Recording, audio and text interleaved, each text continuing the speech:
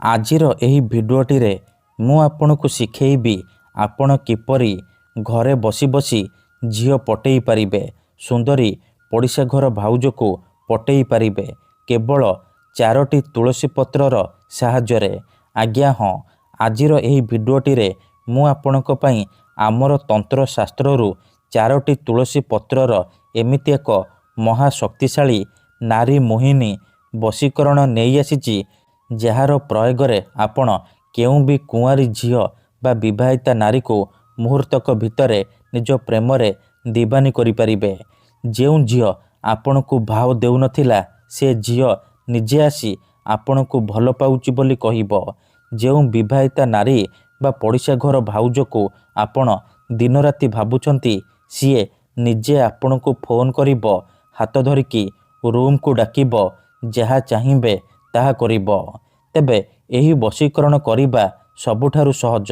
ଏହାକୁ ଆପଣ କିପରି କରିବେ, କେମିତି କରିବେ, 4ଟି ତୁଳସୀ ପତ୍ରରେ ଆପଣ କିପରି ଝିଅ ପଟେଇବେ ମୁଁ ଆପଣଙ୍କୁ ଶିଖେଇବି। ଜାଣିବା ପାଇଁ ଭିଡ଼ିଓଟିକୁ ମୂଳରୁ ଶେଷ ପର୍ଯ୍ୟନ୍ତ ପୁରା ଧ୍ୟାନ ସହିତ ଦେଖନ୍ତୁ। ଅଧାରୁ ଛାଡ଼ିକି ପଳେଇଲେ କିମ୍ବା କାଟି କାଟି ଦେଖିଲେ ଆପଣ କିଛି ବି ବୁଝିପାରିବେନି।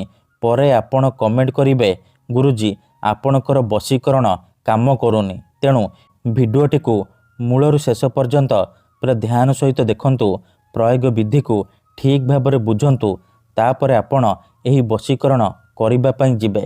କାହିଁକି ନା 4ଟି ତୁଳସୀ ପତ୍ରର ଏହି ବଶୀକରଣ ଯିଏ ବି କରିଛି 100ରୁ 100% ସଫଳ ହେଇଛି।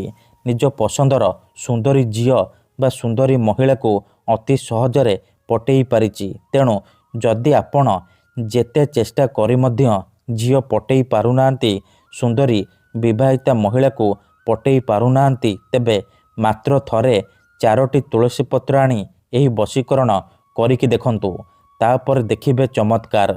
ତେବେ ଏହି ବଶୀକରଣକୁ ଆପଣ କେବଳ ଶୁକ୍ରବାର ଦିନ କରିବେ। ଦିନ 11ଟାରୁ ଦିନ 3ଟା ମଧ୍ୟରେ ଏହି ବଶୀକରଣ କରିବେ। ପ୍ରଥମେ ଆପଣ କ'ଣ କରିବେ, 4ଟି ତୁଳସୀ ପତ୍ର ଆଣିବେ। 4ଟି ତୁଳସୀ ପତ୍ରରେ ସେ ଝିଅ ବା ମହିଳାର ନାମ ଲେଖିବେ ଯାହାକୁ ଆପଣ ବଶରେ କରିବାକୁ ଚାହୁଁଛନ୍ତି। ତା ଉପରେ 4ଟି ଅରୁଆ ଚାଉଳ ରଖିଦେବେ। ଏତିକି କରିସାରିବା ପରେ ସେ 4ଟି ତୁଳସୀ ପତ୍ର ଆଉ 4ଟି ଅରୁଆ ଚାଉଳକୁ ଏକାଠି କରି ଖଣ୍ଡେ ନାଲି ସାଲୁକନା କିମ୍ବା ନାଲି କପଡ଼ାରେ ବାନ୍ଧିଦେବେ। ସେ ଗୋଟିଏ ପୁଟୁଳି ହେଇଯିବ। ସେ ପୁଟୁଳିକୁ ନେଇକି କୌଣସି ଏକ ବରଗଛ କିମ୍ବା ଓସ୍ତ ଗଛ ମୂଳରେ ରଖିଦେଇ ଚୁପଚାପ ଘରକୁ ଫେରି ଆସିବେ। ମନେ ରଖନ୍ତୁ, ସେ ପୁଟୁଳିକୁ ରଖିବା ସମୟରେ ସେଇ ଝିଅ ବା ନାରୀକୁ ମନେ ମନେ ଭାବୁଥିବେ, ତାର ନାମ ମନେ ମନେ କହୁଥିବେ। ପୁଟୁଳିକୁ ରଖିକି ଘରକୁ ଫେରି ଆସିବେ। ତାପରେ ଦେଖିବେ ସେ ଝିଅ ବା ନାରୀ ଆପଣଙ୍କ ପ୍ରେମରେ ଦିବାନୀ ହେଇଯିବ। ଧନ୍ୟବାଦ।